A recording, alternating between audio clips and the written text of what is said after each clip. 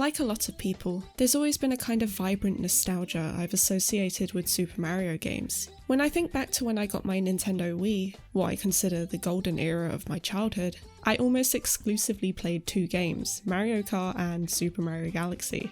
I would invite friends over and we would play Mario Kart together the whole day. It was also the go-to game for when we had family friends around and I was too awkward to hold a decent conversation, so we just played on the Wii instead.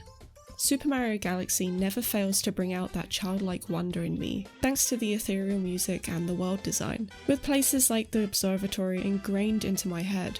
I would come home from school, do my homework, eat dinner, then play Mario Galaxy until bedtime. I loved 3D Mario games immensely, but there was one kind of level that I found the most enjoyable to be in. The kind that made me so happy to explore that I would launch myself back there over and over again, even if I had already collected all the stars. The kind that when I play now, packs the biggest punch of nostalgia I could ever get. That's right, person who has already read the title of this video, it's the beach levels. I'm not going to be talking about every single beach level in every single Super Mario game, just those that hold a special place in my heart. Beach Bowl Galaxy is a small but cozy level in Super Mario Galaxy. It's the most memorable area for me personally, and definitely the one I spent the most time in. Despite its size, it's so fun to mess around in, and insanely satisfying to explore. There are swings and vines you can sway on, and coconuts you can randomly smack around for no reason. You can jump across the platforms between the little pieces of land dotted around the level, but the fun is underwater too, as you can grab shells and glide through the water, leaping out of the surface and back in with a perfect curve. The water is a heavenly shade of blue, with pure light-coloured sand and bright green grass coexisting with it in what feels like a tropical snow globe. It's paradise in a colour palette. Mario games always tend to have a bright colour palette, but this feels so much more harmonious than other levels. The body of water is almost crystal clear, only with a slight tint of that beautiful blue colour. Looking into the water at different angles allows you to see the sea life swimming around underneath, almost inviting you to join them in their lively underwater playground. Beach Bowl Galaxy didn't just feel homely, it felt like paradise. Another level I loved was the Sea Slide Galaxy, particularly the first couple stars involving races between Guppy the Shark and another with a group of penguins. It was pretty much just the swimming I found satisfying, so it didn't quite contend with my love for Beach Bowl Galaxy. It was a lot more open in comparison, but it still had that wonderful tropical aesthetic. The mascots of the beach levels in this game are the joyful penguins that inhabit them. They made these areas feel even more charming, because who wouldn't find them absolutely adorable? To me, the beach levels always felt more relaxed in comparison to the rest of the game, often focusing less on combat challenges and more on minigames and exploration. The fun is in the joy of moving freely between land and water. The two environments don't just add variety to the physics and controls, but also in the colour palettes I mentioned before. The lively colours and energetic Mario jumps and movement on land pair so well with the delicate soft blue tints and weightless gliding beneath the surface of the water. It feels like two worlds married into one. I've been thinking a lot about beach levels in Mario games, and going back to experience some of my favourite virtual locations has been great. But then it hit me that I actually haven't played the Super Mario beach level game, Super Mario Sunshine. Yoshiaki Koizumi, the director of the game, revealed that development first started with the concept of Mario using a water pistol. This idea reminded him of summer, and subsequently tropical islands. The entire premise of the game involves Mario, Peach and Toad going on a vacation to Isle Delfino. Shortly after they land, Mario is mistaken for Shadow Mario, who has been covering the island in graffiti. Mario is then made to clean up the island and clear his name. Isle Delfino is inhabited by a few different species, most memorable of which are the Piantas. These adorable humanoid characters will be found all over the island going about their daily lives. Their appearance exudes friendliness, with their round features and little palm trees sprouting from their heads.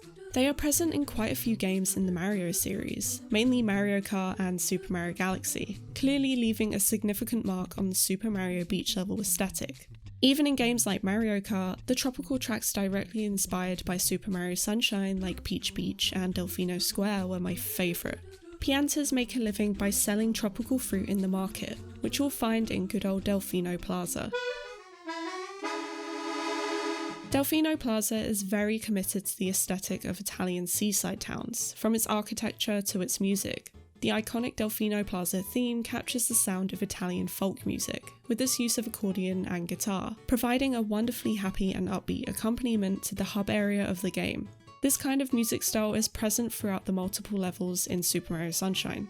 The bouncing waves of bright blue water and flourishing palm trees are a joyfully vibrant contrast of colour. Wildlife such as seagulls and fish can be found in this warm climate. You can even see the heat haze in the background. There's a lot of personality here.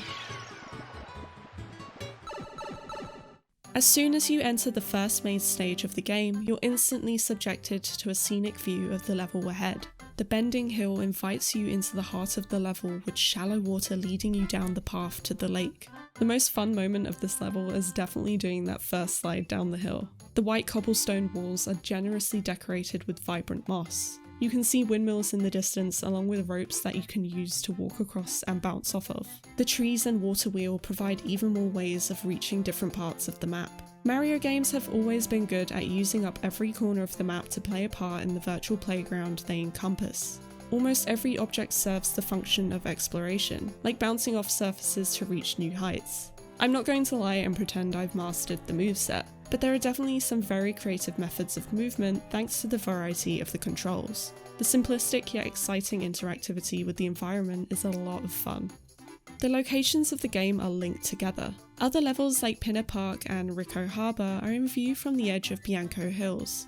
At no point does warping from the hub of Delfino Plaza into another area feel disconnected. You're able to understand your placement on the island by looking at your surroundings. It feels like a continuous experience because of the adherence to the tropical aesthetic and the visual reminder of your current location's relation to the rest of Isle Delfino.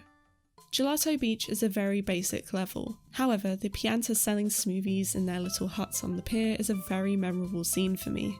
Pinna Park, on the other hand, has a lot more going on. The cute theme park level is a wild ride, especially with that roller coaster mech battle section.